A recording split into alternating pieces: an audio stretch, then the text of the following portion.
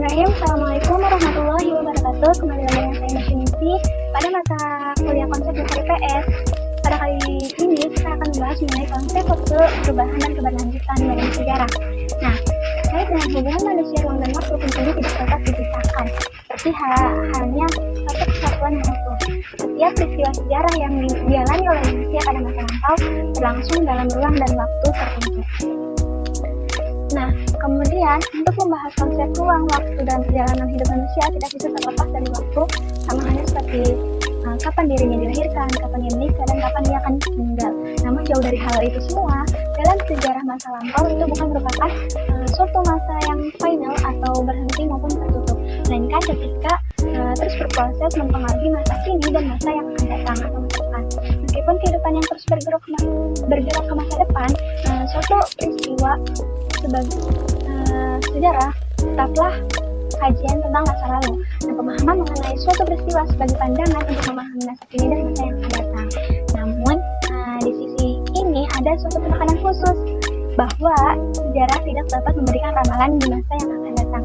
Namun sejarah dapat memberikan pandangan dengan berlandaskan pada keadaan ataupun peristiwa di masa lalu.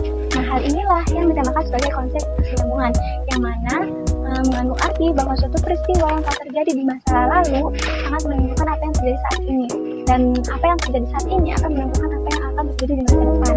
Dan dari pernyataan tersebut dapat ditunjukkan ya teman-teman bahwa suatu sejarah kehidupan manusia, semua manusia beserta elemen pendukungnya tentu akan selalu tumbuh bergerak seiring dengan berjalannya waktu. Pertama kita akan membahas mengenai konsep waktu. Nah, waktu dan sejarah menjadi dua hal yang tidak dapat dipisahkan. Keduanya akan terus bergerak dan melahirkan berbagai peristiwa baru yang saling berkaitan. Nah, sehingga perjalanan sejarah tidak akan berhenti, dan konsep waktu dalam sejarah ini tidak bisa terlepas dari namanya perubahan, baik perubahan yang mencakup bidang sosial, ekonomi, politik, ataupun budaya. Contohnya adalah perkembangan suatu kehidupan sejak adanya manusia sampai saat ini, dari taraf kehidupan sederhana hingga kehidupan yang kompleks. Nah, untuk mempelajari konsep waktu dan sejarah, kita akan membahas mengenai pengertian dari sejarah dan waktu itu sendiri. Mengutip dari sebuah buku sejarah, sejarah adalah pengamalan hidup manusia pada masa lalu yang berlangsung sepanjang usia manusia. Sejarah dipelajari untuk mendapatkan pengalaman, pelajaran, pengingat, inspirasi, atau motivasi.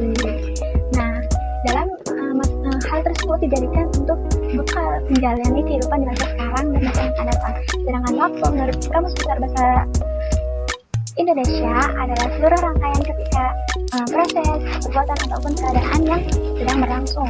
Waktu didefinisikan juga sebagai suatu saat tertentu untuk melakukan suatu kegiatan. Konsep waktu dalam sejarah. Menurut Windriat, di dalam buku sejarahnya, dia mengungkapkan bahwa waktu atau dimensi temporal mempunyai dua makna, yaitu yang pertama ada makna demekatif, yaitu satu kesatuan detik, menit, jam, hari, minggu, bulan, tahun, dan abad, serta seterusnya. Sedangkan yang kedua yaitu makna konotatif, yang berarti waktu sebagai suatu konsep. Nah, waktu dalam sejarah merupakan sesuatu yang terus bergerak dari masa sebelumnya sampai masa berikutnya. Nah, gerakan inilah yang menimbulkan perubahan bagi kehidupan manusia, baik secara positif maupun negatif. Mengutip dari buku sejarah, sebuah tinjauan filosofis yang ditulis oleh Julius Siska, konsep waktu dalam sejarah meliputi beberapa hal nih teman-teman. Yang pertama ada perkembangan. Suatu perkembangan dapat terjadi apabila masyarakat berturut-turut bergerak dari satu bentuk ke bentuk yang lain, yang akan berkembang dari bentuk yang sederhana menuju yang lebih kompleks. Contohnya nih perkembangan dari praktek demokrasi Amerika Serikat, di mana hal ini meliputi perkembangan kotanya. Pada saat awal-awal terbentuknya masyarakat Amerika ini tinggal di kota-kota kecil ya, yang tumbuh dari komunitas pedesaan. Nah, dari kota kecil ini muncul jalan kota, di mana sebagai tempat orang-orang yang berkumpul. Kota kecil ini mulai mengalami proses menjadi kota besar seiring berjalannya waktu dan perubahan zaman hingga akhirnya berubah menjadi kota metropolitan. Nah, dari proses inilah demokrasi di Amerika Serikat mampu untuk berkembang mengikuti alur perkembangan katanya. Nah, yang kedua yaitu ada kesinambungan. Nah, contoh kesinambungan dapat terjadi apabila masyarakat baru hanya melakukan adopsi dari lembaga-lembaga lama. Contoh nih, adanya kolonialisme pada mulanya adalah keberlanjutan atau kelanjutan dari patriotisme. Dan demikian juga kolonialisme hanya mengadopsi dari kebijakan atau kebiasaan lama. Dan selanjutnya ada namanya pengulangan. Nah, pengulangan ini terjadi apabila suatu peristiwa di masa lalu terjadi lagi nih di masa yang akan datang, atau bisa dikatakan sebagai pengulangan apabila peristiwa yang pernah terjadi di masa lampau lalu terjadi lagi di masa selanjutnya gitu. Nah, akan tetapi hanya pola peristiwanya saja yang mengalami pengulangan, dan corak peristiwa yang terjadi biasanya sih agak mirip dengan masa-masa lalu ya. Tapi waktu tempat berlangsungnya peristiwa tersebut itu berbeda teman-teman. Nah, salah satu contohnya itu ketika seperti yang teman-teman tahu ya, peristiwa ketika Presiden Soekarno menduduki kekuasaan, di mana hal tersebut menimbulkan kontroversi antar mahasiswa, lalu menggerakkan ataupun melakukan demonstrasi untuk penurunan Presiden Soekarno dari jabatan. Nah, hal ini juga terjadi ketika pada masa kekuasaan Soeharto ya teman-teman. Nah, kedua peristiwa ini memiliki kemiripan kan, sama-sama turun jabatan dan sama-sama adanya demonstrasi dari mahasiswa. Nah, tapi dari hal ini cuma pelaku dan waktu serta tempatnya aja yang berbeda. Nah, yang terakhir ada perubahan. Suatu perubahan terjadi disebabkan oleh pergeseran atau perkembangan yang dialami oleh masyarakat, di mana biasanya sebagian besar ini waktunya itu relatif singkat, dan perubahan ini dipengaruhi oleh faktor eksternal ya, sebagian besar. Sebagai contoh, peristiwa pada gerakan Padri di Sumatera Barat yang menentang kaum adat dianggap sebagai hasil pengaruh gerakan Wahabi di Arab yang disebarkan melalui para haji pulang dari Makkah. Nah, pembahasan yang kedua yaitu mengenai konsep perubahan. Nah, sebagai sebuah konsep, perubahan dapat diartikan sebagai sebuah keadaan yang telah berubah, atau dapat juga diartikan sebagai sebuah proses peralihan dari keadaan yang ada pada masa sebelumnya. Konsep perubahan dapat dikaitkan dengan berbagai cara berpikir, tingkah laku manusia ataupun masyarakat di masa lalu yang diakibatkan oleh berbagai faktor yang mempengaruhinya, seperti peristiwa politik, kejadian geografis, ataupun bencana alam, perubahan iklim gitu ya, maupun hal-hal yang berkaitan dengan interaksi sosial. Nah, pertama nih, sebagai contoh perubahan yang dipengaruhi oleh peristiwa politik, adanya Deklarasi Kemerdekaan Indonesia pada tanggal 17 Agustus 1945 telah mengakibatkan perubahan di dalam masyarakat Indonesia.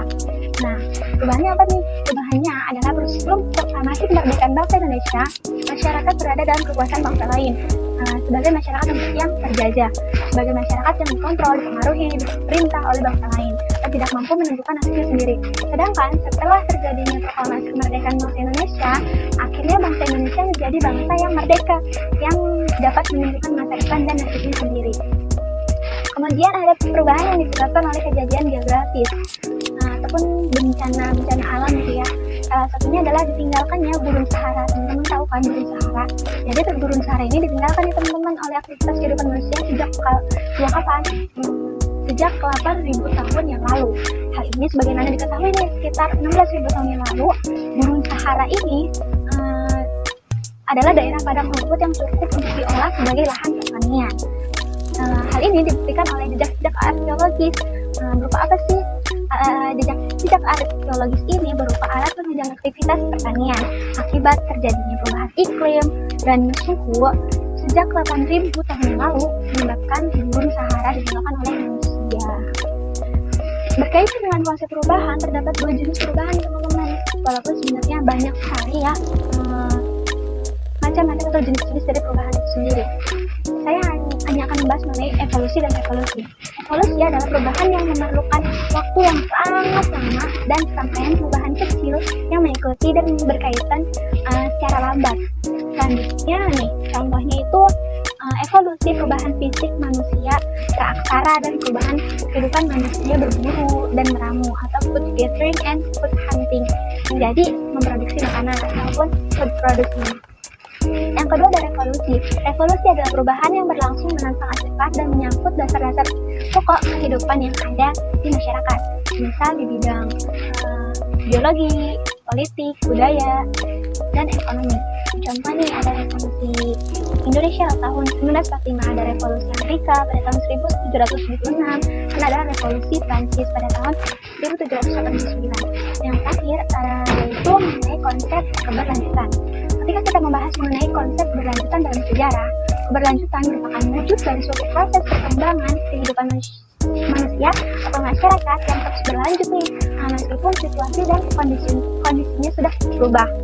Nah, jadi sebuah peristiwa pasti memiliki suatu rangkaian cerita yang saling berkaitan. Oleh karena itu, rangkaian peristiwa di masa lalu dan masa sekarang merupakan sesuatu yang berkelanjutan karena mempunyai keterkaitan satu sama lain. Nah, hal ini juga diperkuat dengan ungkapan dari Ruslan Abdul Ghani dan Arnold Toynbee. Nah, Ruslan Abdul Ghani ini mengatakan bahwa ilmu sejarah ibarat penglihatan 3 dimensi, yaitu penglihatan mengenai masa silam, masa saat ini, atau masa sekarang, dan masa depan. Nah, kalau Arnold Toynbee ini mengatakan bahwa to study history is to study the past to build the future, atau mempelajari sejarah sama dengan belajar di masa lampau untuk membangun masa depan. Ada cara untuk menandai atau membedakan ya perubahan dan keberlanjutan dalam sejarah, yaitu periodisasi. Jadi apa sih periodisasi itu?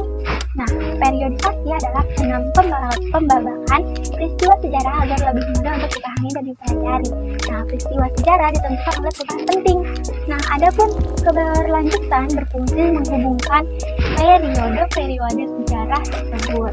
Sebagai contoh nih, periodisasi dalam sejarah Indonesia, dalam adanya masa Praksara, masa Hindu-Buddha, dan masa Islam. Nah, dari periodisasi tersebut dapat kita ketahui bahwa masa Islam adalah keberlanjutan dari masa Hindu-Buddha, dan masa Hindu-Buddha merupakan keberlanjutan dari masa Praksara. Nah, kesimpulannya, teman-teman lihat gak sih bahwa Insinyur Soekarno ini pernah memberikan pesan bahwa kita tidak boleh ataupun jangan sekali melupakan sejarah, atau yang biasa kita kenal dengan kata jas merah, jangan sesekali meninggalkan sejarah. Wah, berarti penting banget ya untuk kita tidak lupa pada sejarah. Mengapa kita tidak boleh melupakan sejarah ataupun meninggalkan sejarah? Nah, oke, jadi seperti ini ya teman-teman. Dari rangkaian pemaparan materi yang tadi saya sampaikan, dapat kita ketahui bahwa sejarah adalah peristiwa yang terjadi di masa lampau. Nah, berdasarkan konsep ruang dan waktu, kemudian adanya konsep perubahan dan keberlanjutan, kondisi lama masa lampau sangat berpengaruh nih pada kondisi saat ini. Sejarawan asal Indonesia, Bapak Sartono Kartaditjo pernah mengatakan nih bahwa hal yang sangat mendalam baginya adalah orang-orang yang lupa dengan masa lampaunya itu telah kehilangan identitas. Oleh karena itu teman-teman, orang-orang tersebut dapat membahayakan masyarakat yang ada di sekitar. Nah, akhir kata nih, teman-teman sudah tahu kan bahwa sejarah kehidupan manusia selalu berkaitan dengan ruang dan waktu. Hal itu pula yang membuat terjadinya perubahan. Nah, dari perubahan-perubahan itulah terjadi kondisi yang terus mengalami keberlanjutan. Kita juga harus selalu ingat nih bahwa masa lampau mempengaruhi masa kini dan masa yang akan datang. Nah, semoga apa yang saya sampaikan senantiasa bermanfaat. Lebih dan kurangnya mohon dimaafkan. Sekian dan terima kasih banyak. Assalamualaikum warahmatullahi wabarakatuh.